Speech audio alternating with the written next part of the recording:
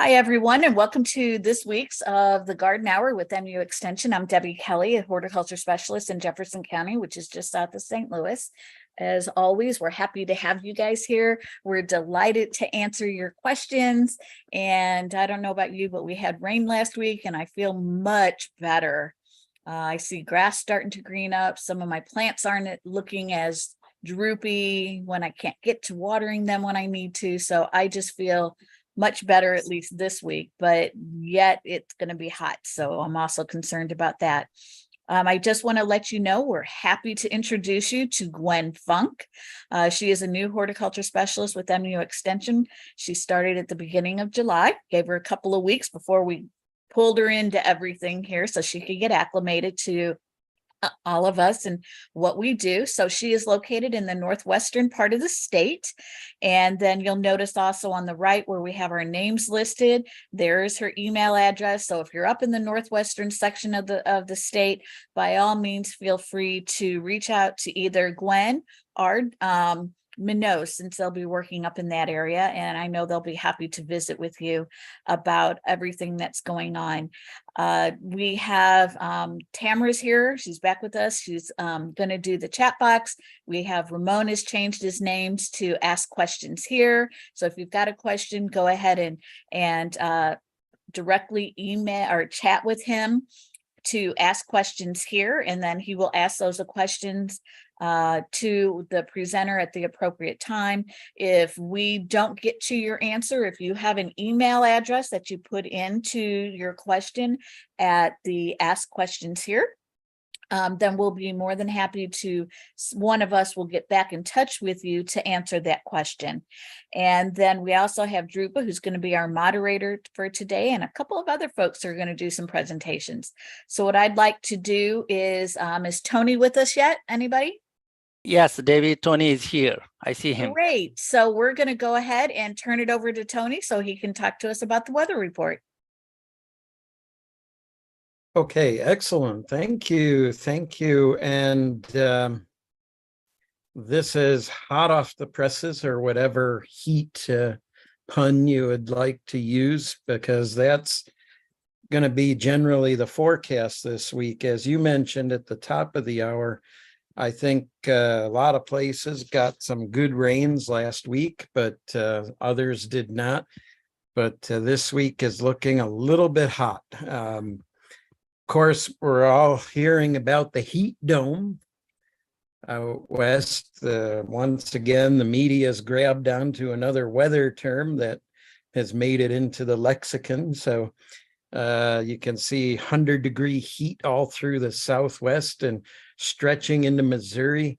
I think the models are forecasting a bit much on the temperatures, but you know, when you're talking 100 versus 103, a few degrees is not going to make any much difference in terms of your health. So we want to be careful.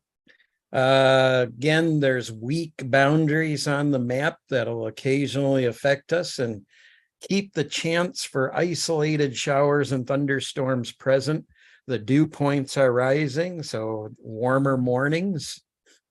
And a lot of this is courtesy of this very stubborn low pressure over Hudson Bay, and that's keeping the jet stream kind of in this ridge trough pattern, this ridge of hot air just dominating the western part of the country. And you would think, oh, Missouri's in northwest flow here, so that shouldn't be too bad.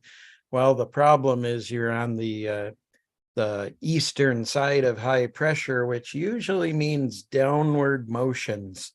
And that means rain has a tougher time developing.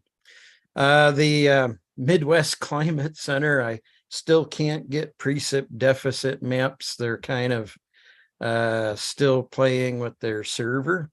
The drought monitor map, you can see that there were some moderate changes last Thursday up in central Missouri, where some places got downgraded from D3. We may see a little bit of improvement on tomorrow's map, but the week ahead is not looking pretty. So let's take a look at how the temperatures have been through this summer by touring the four corners of the state. You can see that for most places, the temperatures have been within a few tenths of a degree of normal for the summer. And that's actually good news, because if they were any hotter, we would have much larger precipitation deficits. The deficits in precip are not too bad. And on the east and southeast side of the state, we actually have positives. So that's good. What's changed? Well, since July 4th, not much. We still have this stubborn low pressure over Hudson Bay last week, this fairly strong ridge in our part of the world. So again, that's what's leading to this hot weather. We've managed to keep this low pressure strong over the north and east part of USA and Canada, and that means that we're in that northwest flow with downward motion, and that's just a recipe for heat. The professional forecasters, the model forecasters, here's the next week ahead. Take a look at this. Most of the southern plains have very little rain in the forecast for the next 7 days. I'm not quite as pessimistic as this. I think we're going to see some spotty activity in different parts of the state, depending on what day it is, mainly more in the north part of the state.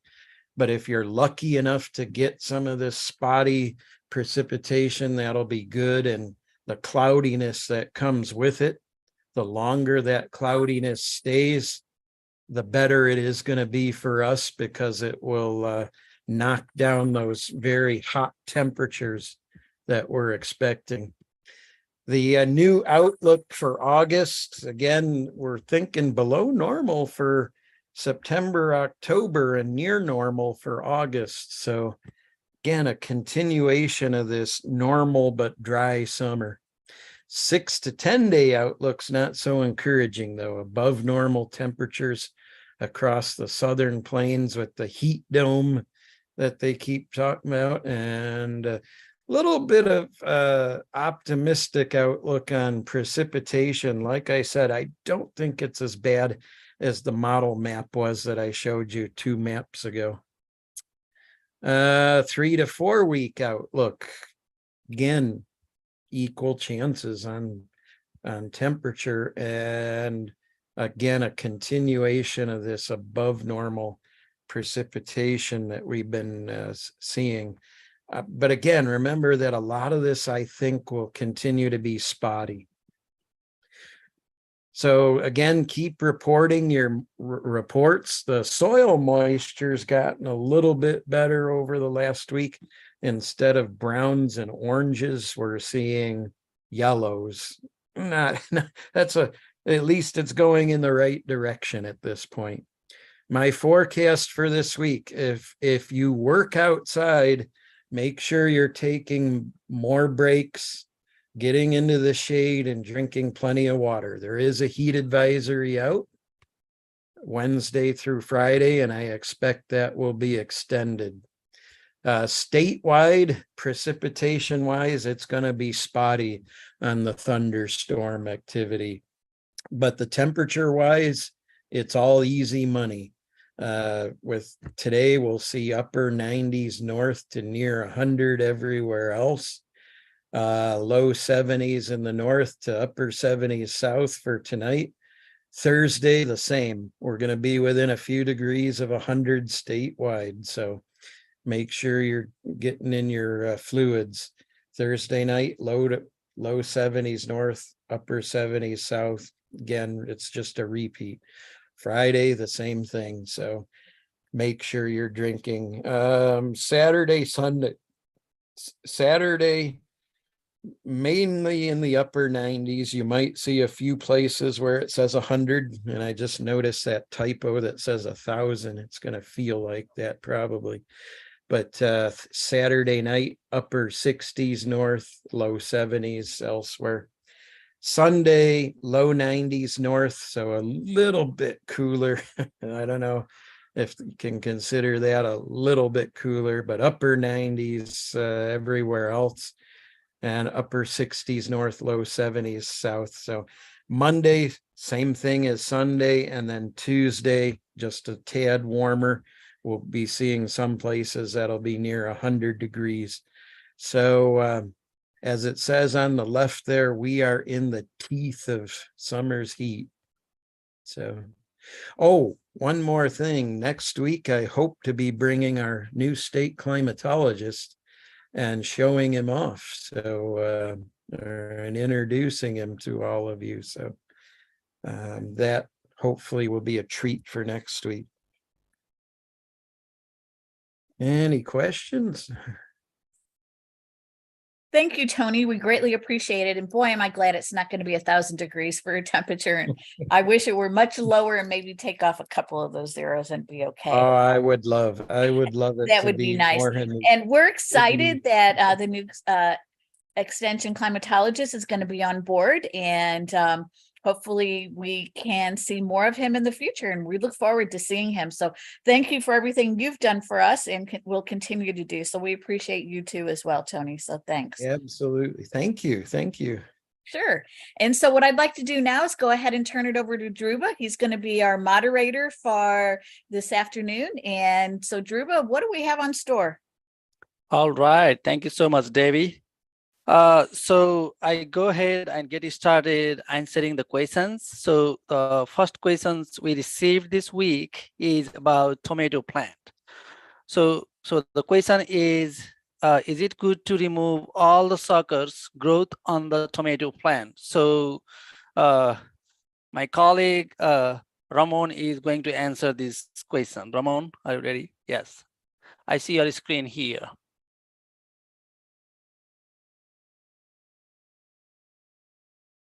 I forgot to unmute. I'm sorry. Yeah, as Dhruba indicated, the question is on tomato plants, is it best to remove all the suckers growth on the plant? Well, usually not, but it depends on what kind of plants are you using. So I'm Ramon Arancibia, and we're going to address these problems. What is a removal of the sucker? Is actually removing the axillary shoots or suckers. As you see in this picture, the red arrow shows which one is the axillary shoot. And depending on the growth habit and the type of trellis, or how if you cage it or how you hold the plant up, it would depend how many suckers do you remove. So essentially is to limit the lateral plant growth or to promote more lateral growth depending on how you trellis that plant, and to improve the ventilation in the base of the plant, the bottom of the plant, so you reduce diseases when increased ventilation. So essentially, as I said, it depends on the growth habit. You have to understand what is determinate or semi-determinate plants and indeterminate plants. And essentially, you see the top picture up there. You have a compact plants on the right, and you have very tall plants on the left. The tall plants on the left is the ones that we call indeterminate because they keep growing. The tip of the shoot keeps growing and producing lateral clusters and lateral shoots at the where the foliage or where the leaves is. The compact plants are usually the determinate type or semi-determinate plant. And the main difference between those two is that the determinate plants, the shoot will end in a flower cluster where it produces the fruit. It may produce additional lateral fruit, a lateral flower cluster if it's semi-indeterminate, but essentially they're gonna end in a flower cluster, and that shoot is not gonna produce new flower clusters after that. So in that type of plants, you have to have lateral shoots. So you do not remove all the lateral shoots, you have to leave some to increase clusters and fruiting on that plant. In the case of the indeterminate, because they keep growing, they keep producing lateral clusters, and the tip keeps growing and they get very tall. And that's the type of tomato plants that they grow in greenhouses. where they can last a year, year and a half, or 2 years because they keep growing and they keep producing clusters and they keep producing fruits. But in your garden, most of them are going to be determinate or semi-determinate plants, particularly when you grow them in cages. So in that case, the pruning has to be moderate. You have to leave at least 1 or maybe 2 shoots at the bottom before you reach the first flower cluster. So one of the things that is more important in there, you see in the bottom, we have cages there. The most important thing is to see where the first flower cluster is. From there, you can determine how many shoots you want to leave and how many you want to remove. And that's what determines how much you do, how many suckers you remove. So here we have a more close-up of the picture. If you see there where the bottom fruit is, that's the first cluster. And you see that there is a shoot coming below that first cluster. And then after that, you don't need to remove any other cluster when it's a determinate type of plant.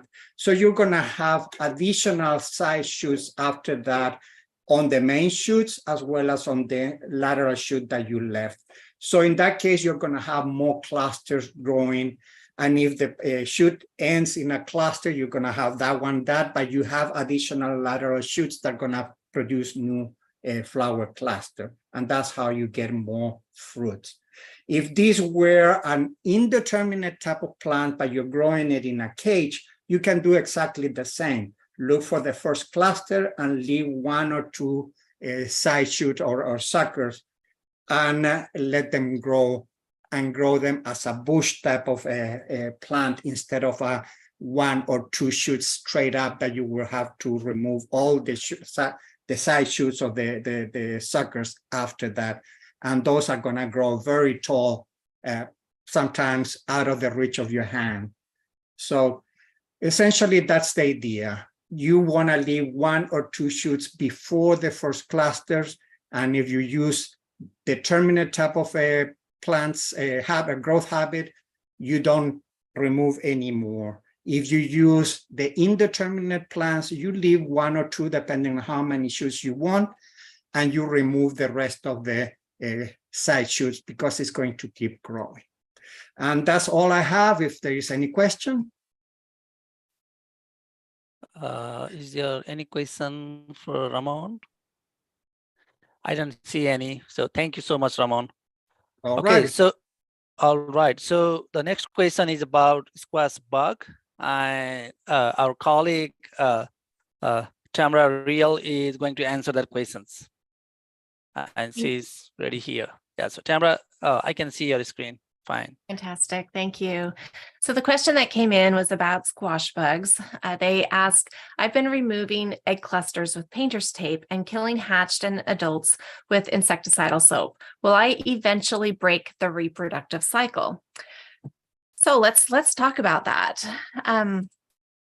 So the strategy, there's multiple strategies that you can use for controlling squash bugs. And the one that they're using is removing and destroying the eggs, nymphs, and adults with tape or however you want to do it. This is a way that I do it as well. This is an example. You can see how I'm doing it. You can see that you can duct tape or painter's tape work really well in removing those eggs. You might not get all of them. You might have to try it a couple times to make sure you get them. The nice thing about using tape is it comes off and you can then close up that tape and you can throw them away. You do not want to just rub the eggs off and drop them on the ground. They can still hatch and still cause problems. Other management strategies that people use include trap cropping and insecticides, but we're not going to talk about those because the question is about breaking the cycle with removing eggs and the nymphs and the adults. So what happens when you are doing this, especially if you start early, you are reducing the population. And if you can do that early on in the season, it reduces the population cycle later on. So it is really important that you stay on top of it. Also with that, when you're trying to reduce that population, if you can eliminate them throughout the growing season, that means that you're going to have fewer the next growing season. So that's all really good. We're really reducing the population by doing this control method. The thing is the adults are strong flyers. So even if you remove all of the population from your garden, you can get squash bugs from other areas. So they will be back. So unfortunately, you can break the reproductive cycle for those in your garden, but you're going to have more insects come in from other parts of the community. So you always have to watch out for them. You're not going to be able to get rid of them once and for all in your garden, most likely. But it is still very important to monitor, to get those eggs and to kill the adults and the nymphs that you find, so that you have lower populations to deal with throughout the season. So that's it on squash bugs today. All right, thank you, Tamra. So the next question is about using the ash wood at the base of raised beds. So I am going to answer that questions. So let me read the question first. So is ash wood okay to put in the base of raised bed? And the second part of question is the total depth of the bed is 18 inches. I will have a minimum of 8 inches of soil on top. So yes, we can put ash wood at the base of raised beds, even if the wood is infested with ash wood borer. We can still use that wood. However, there could be an issue of using the nitrogen by that wood from the soil for decomposition process, and our garden plants will have a temporary nitrogen deficiency problem in that raised bed. So we would recommend letting the ash wood to decompose for a year or two before adding to the bottom of the raised bed. And the second part of question was putting 8 inches of soil on top of ash wood. That might be an issue because the soil on top of ash wood will sink and will fill in around the wood, and there is not enough soil depth for our plant roots to grow. And most garden plants need at least 6 to 12 inches rooting zone. And some plants even need a deeper root zone. So we would recommend having at least 12 inches of soil above the ash wood. So we have a MU extension guide sheet on the raised bed gardening, and we have shared the link here in the chat box, so we can read more about raised bed gardening from this guide sheet as well. Okay, so that's all about these questions. So our next talk will be about the blister beetle, and again, Tamra is going to talk about blister beetle. Tamra, are you ready? Yeah, but before I go, there is a question in the chat about using 12 inches of soil on top of straw bales. Do you want to address that? Okay, so do we need 12 inches of soil on top of straw bales too? I think so. Yes, because those straw, they are high in carbon, and so the same thing, same principle happens there. So we need to put at least 12 inches of soil on top of straw bale as well. You can. I'll add a little bit to that as well. Okay. So it depends on how you're doing it. If you like just put out a straw bale without doing any prep work, you might need to have some additional media on there to really hold in the moisture and to help mitigate the nutrients. But if you have a straw bale and you prep it properly, you can actually plant plant directly into the straw bales. So it depends on how much work you're willing to put in on the front end to be able to do that. Keep in mind, straw bales, they're really only a one season type of raised bed. So we do have some information about that, I believe. After I talk about blister beetles, I'll see if I can't find something to put in the chat. Okay, so let me bring up my presentation on. All right. Thank you, Tamra. Oh, you're welcome. Okay, hopefully you can see it now. Yes, I can see your slide. Okay, so about this time of year, we start to get questions about blister beetles. And so we did want to talk about this because they are an interesting insect and they do carry risks. So we've started to see a lot of things about blister beetles showing up on Facebook and other social media and coming into our offices.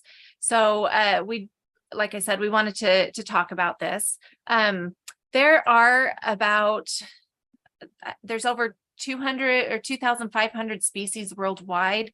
There's about 300 species in the United States. So I'm going to give you some general information about them, tell you about some of the ones that we typically have here in Missouri so that you can be able to recognize them and then take the proper precautions. So there's generally about one generation of these beetles each year. So we're going to start seeing the adults now and a little bit later in the summer, and rather than having them in the spring and in the summer, you're just going to see them from now on in the year, and then they'll go away again. These beetles are found on lots of different plants. They're herbaceous, so you might find them on flowers. You might find them on your garden plants. They can defoliate your plants. So they are a pest that you don't necessarily want in your garden. People who raise livestock, sheep, cattle, horses, horses aren't livestock, but anyway, if you have those kinds of animals, there's a completely different risk, and that is if they were to ingest these beetles, it can actually cause problems. So we have three that you typically find here in Missouri. The black blister beetle, you can see a picture of this here. The three-striped blister beetle, which is over here. This is the most common one. There's a spotted blister beetle that really kind of looks like this black one, but it has spots on it. So you can identify these beetles. They're a soft type beetle. Their wings don't quite reach the tip of the abdomen. So you can usually see the tip of the abdomen poking out over here. That's one good way of recognizing them. Also, when you look at the top part of the insect, you can see that the pronotum is kind of narrow. And so it doesn't quite reach the edges of the wings. And the head is also kind of narrow. So it looks like it has a really long neck. Now, this is important because if you were to look at this beetle, which is a soldier beetle, you can see that the wings don't quite make it to the end. And it's long and narrowed. It looks very similar, but the pronotum up here actually is about as wide as the wings. So this beetle looks a lot like this beetle, but they're not the same. And this beetle right here, if you were to touch it, you're not going to get blisters. And that is why these are called blister beetles, because they actually produce a defensive chemical called cantharidin. It's toxic to animals. That includes us. It's an odorless, it's a colorless chemical that can cause a rather painful blistering if it touches your skin. So you do want to take precautions. Like I said, they can defoliate plants. They can cause blisters. They can actually kill horses if they're eating the hay that has been infested by them. So it really is an insect that we need to be careful of. So management strategies.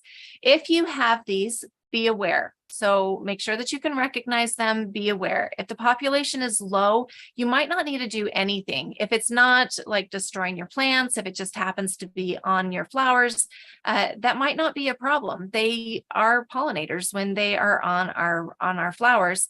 But if it's actually causing a problem in your garden, you might need to do something about that. So if it's in your home garden, one of the easiest ways to take care of them is to wear gloves and brush them into a bucket of soapy water. It's a really great way to handle most of our pests that are in the garden.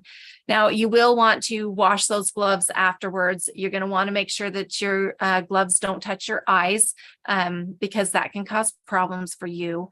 And just be careful that way. If you do get a blister, you can just wash it every day. It's going to take about a week for the blister to go away. Just take care of it. If you do get it in your eyes, you'll probably want to see a doctor. There are some pesticides that can be used, but generally in a home garden, that's not necessarily recommended because these pesticides are going to have risks to our pollinators as well. I did put some recommendations for alfalfa producers, just in case you happen to produce alfalfa. They are highly attracted to alfalfa, but most of you here probably are not doing that. Anyway, just be aware, just watch out for them. And if you see them, you don't have to be afraid, but just do take precautions. That's it for blister beetles today. All right. Thank you, Tamra. So the next topic is about storing tomato once they have been picked. Dhruba, there was one question about the tomatoes that I answered it on the chat, but just for everybody to know, the question was about if we can prune tomatoes right now in July, August. And essentially, if it's necessary, yes, particularly the indeterminate variety, you're constantly pruning, removing the suckers. But when preferable, you want to prune when the suckers are small, so the wound that you leave when removing the sucker can heal faster. But the other thing that you have to keep in consideration, if you remove some shoots right now and they're too big, you're gonna reduce the amount of foliage, and that might expose the fruits that you already have to the sun and get sun scald or sunburn into those fruits. So you don't want to over prune at this time of the year. All right. Thank you so much, Ramon. Okay, so Jennifer, are you ready? I see your screen. Yes, so I'm going to talk about storing tomatoes. This is a common question that I often get is, should I refrigerate my tomatoes or should I leave them at room temperature? So the answer is you should leave them on your counter at room temperature, especially if your tomatoes are a little bit underripe. And tomatoes are really starting to come on right now. And the best way to store them is on the counter in a single layer. And you want the stem end to be down. And you can put them on a paper towel or in a cardboard box if you have one. And never stack them on top of each other. And you want to leave space like shown in this photo. Now, if you have really ripe tomatoes, maybe you pick some, they're soft, you let them go a little too long, maybe you weren't home and weren't able to get them picked. Well, then you probably ought to put them in the refrigerator because it will slow down decay. And if you have really ripe tomatoes, you really need to get them used as soon as possible. Right now, people are making salsa and pasta sauce and pizza sauce and other things with their tomatoes. So if you have some really ripe ones, go ahead and try to use them up as soon as you can. But if not, put them in the refrigerator and that will slow down decay. And again, if your tomatoes are, nice and firm and they're red, just leave them on the counter because you will have better quality, better taste if they're left at room temperature. And, that's really true for a lot of our fruits and vegetables. If you leave them at room temperature, just on your counter, they retain their freshness and their highest quality and taste. My experience here in the last few weeks, though, is with cucumbers. Though I've left some cucumbers on the counter and they lose moisture pretty quick and they will start to wrinkle and shrivel. So I have found that storing cucumbers in the refrigerator is best, and don't leave them on the counter. But with a lot of the other vegetables that are coming out of the garden right now, it's good just to leave them on the counter until you are ready to use them. And then regarding green tomatoes, I like to pick green tomatoes right before that first frost we get in the fall. And I will store them in a single layer in a box or on newspaper. And I put them in my basement. So if you have a basement or a laundry room that stays cool, you can store them there or even on your counter. But we do not refrigerate green tomatoes after we pick them in the fall. And that's all I have on storing tomatoes. All right. Thank you, Jennifer. So the next topic is friend or foe, and Tamra is going to talk on that. Tamra, are you ready? I am just about ready. Let me access the poll and we will get ready. So here we go. All right, you should be able to see the screen. Yes, we can see your screen. Fantastic. And I have just launched the poll. So take a look at this insect. Let me know if you think that this is a friend or a foe or neither, or maybe it depends. I'll give you a few seconds.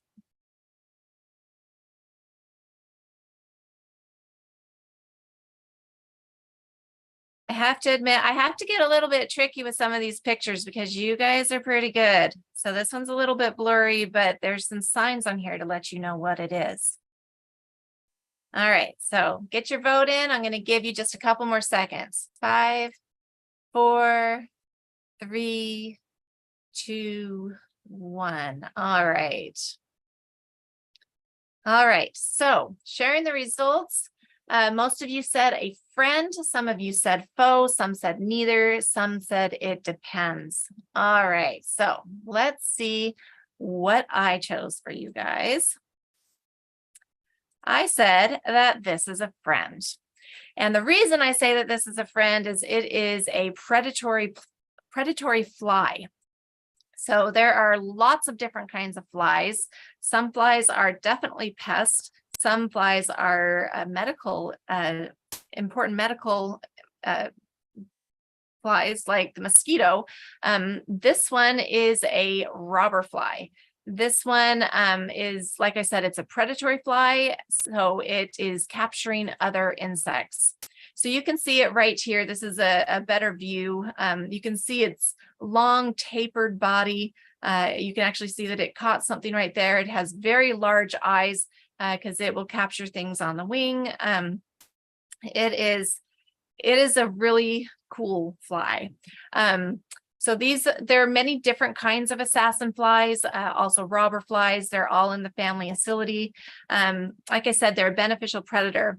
Because there's so many species, we have a lot of diversity on how big they are. As an adult, they can be anywhere from 1/2 inch to 1.25 inches. So I'm actually going to go back to that previous picture so you can see that this mustache, some people will say it has a beard. I like to say it has a mustache. That is probably the easiest way that you can recognize it.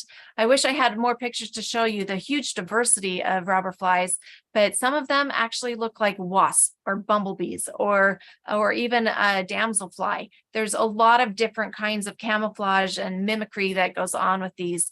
One of my first really big insect collections that I did, I thought that I had captured this amazing bumblebee, and one of my colleagues was helping me review, this is back when I was just starting as an entomologist, and he was looking at it and he's like, oh, you need to count the wings.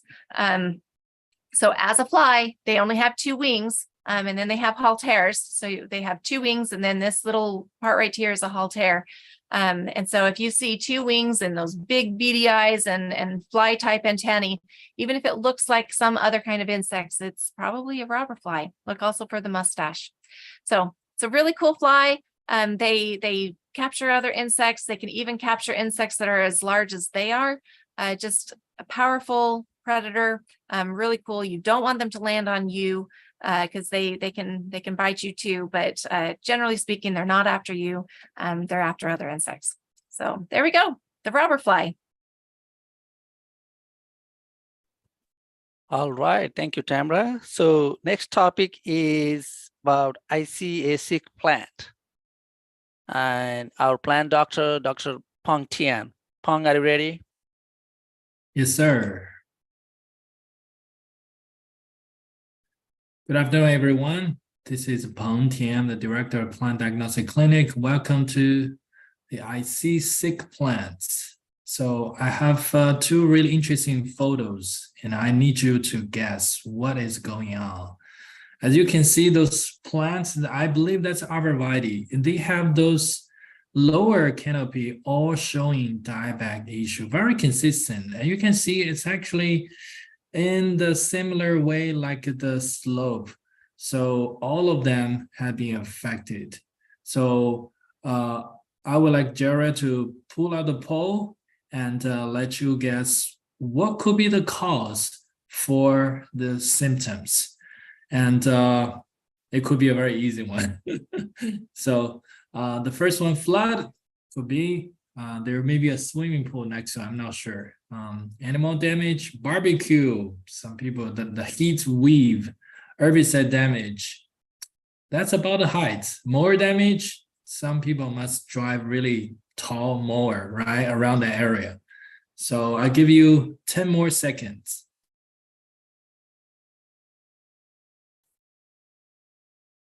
5, 4, 3, 2, 1. Okay. Let's see. All right. Looks like the majority of people select the herbicide damage. Looks like I tricked you. Sorry about that. So this is actually the deer damage. So the deer damage couldn't, I mean, those deer couldn't find a food source in the winter times. So the evergreen trees such as arborvitae or some cypress or some white pine tree may shown to be the only plants having those green colors. So they become the food source. Unfortunately, there's no deer proof on the very few deer resistant trees out there. And it's really hard to predict those hungry deer's behavior. I did see there's some repellents available on the market. You can apply them through the winter to really protect your valuable trees. And I also saw this product on Amazon for the netting protection. So this is a deer damage for evergreen trees. Did you guess the right answer? Hope you enjoyed it. Have a good day. Thank you. All right. Thank you so much, Pang. So our next topic is about composting. So I'm going to talk on this topic. So let me share my screen here. Give me a second.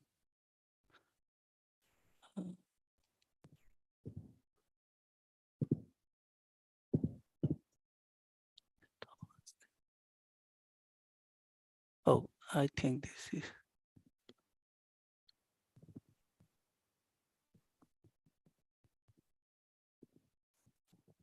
So do you see, oh, somebody screen I see here, right?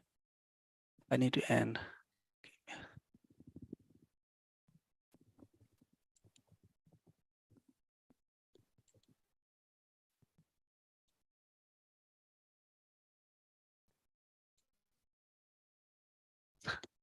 So can somebody confirm so you can see my screen, Devi or somebody? We can see it, but it's in presenter mode. Give me a second. I need to go here. So how is now? That's Give me great. a sec. Give me a second. How? It's tricky. So are you okay now? Yep, we can see it great. All right. So thank you, Tamra. Okay, so composting is the speeding up the natural decomposition process by providing the favorable environment to the decomposers. So they are microorganisms, they are like bacteria, fungi, and protozoa in the compost pile. And the final product of composting process is the compost, so which is a valuable humus-like material, and we use it in our garden to improve our soil. So in this presentation, I'm talking briefly about what are the good materials we can use for composting, and there are some other materials we need to avoid during composting. So for composting, we can use most of the plant materials, such as plant leaves, garden trimmings, kitchen scraps, and grass clippings. We can also use spotting soil from the previous growing season into the compost pile if we did not have any disease or insect problem in the plant of the pot. So we also can use straw, sawdust, and animal manure, such as cattle manure, horse manure, chicken manure, goat and sheep manure, or any other type of animal manure. So animal manures, they are rich source of nitrogen in the compost pile, and they accelerate the process of decomposition. So there are some materials which are better left out of our compost pile because they can cause some problems either during composting or when we use the compost in our garden. So some of the materials we need to avoid are oil, fat, grease, meat, fish, and dairy products because of their tendency to attract pests, rodents, and fly. So we need to avoid using the perennial weeds in our compost pile because they are hard to kill, such as bindweed, Bermuda grass, and nutsedge. We also make sure not using any materials that has weed seed. Even a hard compost pile can kill some weed and their seed. However, most of the backyard compost piles do not reach high enough temperature for a long period of time to kill these weeds, weeds and seeds. So it is better not to put them in the compost pile. We should not use cat and dog manures in the compost pile as they tend to attract pests and can spread some disease in the garden. So most backyard compost piles do not get hot enough for a long period of time to destroy plant disease, plant pathogen, and or insect. So to be sure we don't spread or reinfect our garden, do not put any disease or insect infested plant materials into the compost pile. So the last thing we should avoid is the lime and wood ash. So many people think it is necessary to add lime to the compost pile. However, the finished compost is always near neutral in pH, even if we use the acidic materials in the compost pile. So for most garden use, high pH compost is not desirable. So adding lime to the pile will often create some type of ammonia odor problem. And adding wood ash will add some potash to the pile, which is good, but large amount of wood ash will tend to increase the salt content of the finished compost. And many wood ashes are alkaline, and they will increase the compost pile pH and lead to ammonia odor problems. So that's all I have about composting. Let me stop sharing here. Okay, so I see there is a question here. We have neighbors who experienced this and they trimmed off the bottom branch and tree looks like topiaries. Okay, so there is another one, sawdust. My understanding is, there is a question in the chat about adding sawdust to the compost pile. My understanding is that many wood products are treated. Would you still recommend to include this sawdust in the compost? So if it is treated with a chemical, so I may not recommend adding that because there might be some herbicide residue on that, and that might affect our plant in the coming season. So if we know that it's treated, maybe not.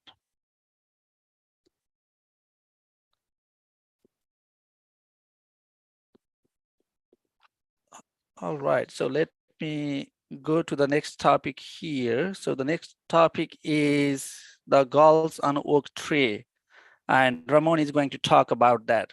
Ramon, are you ready? Yes, let me share the screen then. And we're going to talk a little bit. I had some calls about tree galls in oaks. And so this subject, I wanted to talk a few things, very little about it. There are many galls in nature. Many trees are affected by galls. And in general, there are over 1,500 species or insects or microorganisms that induce galls in different kinds of trees. Among them are insects, mites, and bacteria. Bacteria, we're not going to talk about bacteria today, but bacteria is the crown gall in brambles and fruit trees mainly. But as in oaks, there are many type of galls, but we're going to talk about the most important ones in Missouri, and they're mainly induced by wasps. There's a midget, and there are some mites too that may induce some little size galls. The picture there you see, it looks like an apple, and it's actually called the apple gall in oaks. I'm sorry, Ramon, but I'm not seeing any presentation if you've got one up. So have you there? I'm sorry, do you see now? Yes. Yes, I do. Thank you. Thank you, David. My bad, I didn't click the share button. I'm sorry, all. Well, anyway, we're talking about oak tree galls, and you see there the picture that I was talking about. That's called apple gall in oaks, and it's a good size. It's 2 to 3 inches diameter. Yeah, so we're going to talk a little bit more about that, but that one is produced by a wasp. So I mentioned over 1,500 species that induce. Actually, the galls are vegetative growth from the plant, and it occurs in any part of the plant. For example, the bacteria is mainly in the trunk and main branches, but a lot of these galls that we're going to talk about are in the twigs or leaf in oaks. It's a chemical stimulus and provide food and protection for the organism that induce the gall. And they come in many shapes, size, textures, etc. So here we have a couple of the most important ones. The oak galls produced by wasp, that is the gouty gall and the hornet gall. The gouty galls is very important because that one it could weaken the trees again, it could kill them. And it occurs mainly in scarlet oak, pin oak, red oak, and black oak. It's a smooth type of gall. The hornet galls is also important, but occur in pig oak, scrub oak, blackjack oak, and water oak. And it has those horns. That's why it's called hornet gall.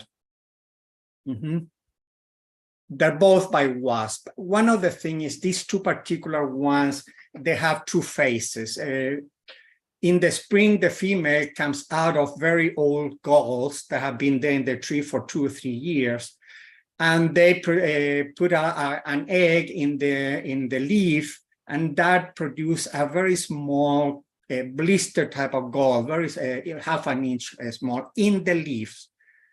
Then from that gall in the same season by the summer, females and males wasp will emerge, mate, and the female will put the eggs in the twigs and limbs, and those galls are going to become large, and they're going to require 2 or 3 years to mature.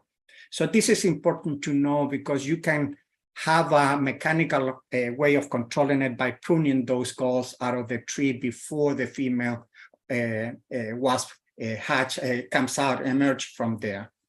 So, but it's mainly an aesthetic problem. But as I mentioned before, the gouty may weaken and kill the plant if the infestation is too strong, too many wasps around. So here we have the apple gall again that we told you, and there are other type of galls like the oak flake gall. The apple gall that you see in the picture is round, smooth galls. It's mainly produced with leaf tissue. That means the wasp collected the leaf and make the gall to grow have the larvae there. It's 2 or 3 inches, 1 larvae per gall.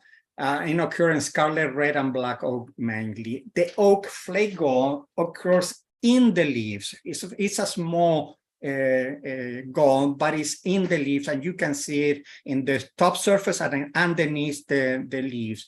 Usually on top of the leaves is a smooth gall, but beneath the leaves is pretty hairy type of gall, and that's why they call it flake. These two they don't have much, they don't induce much harm to the tree, so there's usually no practice to prevent them. So management usually not harmful to the tree. You can control with chemicals is not recommended because there are natural enemies like birds, mites, the predatory mites that would attack them too, and keep the population in check. Pruning and burning the infested trees can help in extreme cases. For example, for the gaudy gall, some systemic insecticides have been used, but they're very inconsistent results. So mechanical help will help, but when the tree is too large, it might be difficult to control. And usually in those cases, it becomes too infested, you might lose that tree. And that's when insecticides might be used. But as I said, the results are not very consistent. And that's all I have. All right. Thank you, Ramon. So I would like to thank you all presenters for answering and presenting in this garden hour. And Debbie, I get back to you, please. Okay, great. I want to just mention real quick, there's a lot of Master Gardener programs that are upcoming. So this is our website at extension.missouri.edu. You will find a search box. You can put in Master Gardener, hit search, and then click on event. And you will see, like in the Northwest, there's in August, mid-Missouri in August, Kansas City in August, kind of the Johnson, Carroll, Pettis counties are going to be in August. Farmington is in August. A lot of stuff happening in August. Cape Girardeau is going to be in October. And then Master Garden, this one is actually closed. There is an online Master Gardener class, and I didn't see that one here, but I know we do have an online Master Gardener class. And if you hang on for just a minute, I can go ahead and drop that in. Oh, thank you, Tamara, for dropping that in. So what I'd like to do is go ahead and close us out for today. So as you well know, we have, you can view this live on YouTube. If you come in and you see part of it, want to hear part of it again, miss it for a week, you can always go out to YouTube channel, youtube.com/MUIPM is the full name of it on YouTube. And you can watch any of those recordings that have been happening in the past. And then we also provide snippets. So all of us that present go, hey, what was a good or timely type of a presentation for the week? And those are what our little snippets are. So you can see those here. And a lot of those are very timely. So if you missed something, go back further, because we have those from when we first started actually doing the garden hour. Again, we're going to continue to do this on a weekly basis. So every Wednesday from noon until 1. If you've got a question or if you've got a picture that you would like for us to look at to try to help decipher what it might be, you can go out to ipm.missouri.edu/town halls. There is a location there for you to upload pictures and ask your question, and we're happy to do those for you. We enjoy when we get the pictures. If you want to save the chat, a lot of great information on the chat today. So under the chat box, when you're under the 2, click on your 3 dots. Your 3 dots may be somewhere else located in this area, but just go ahead and click on that. And then you could save the chat box to your computer, wherever you might like to save it to. And you can always refer back to the resources that we provide in that chat box. And again, here is the full page of who the horticulture folks are across the state. And again, Gwen is new up in the Northwest. So if you're living up in that direction, send her an email, welcome her to Extension. And if you got questions, I know she'd be happy to answer those for you up in the Northwest. In the meantime, go ahead and reach out to us. Like I said, we're always happy to share our knowledge with you. Hope to see you next week.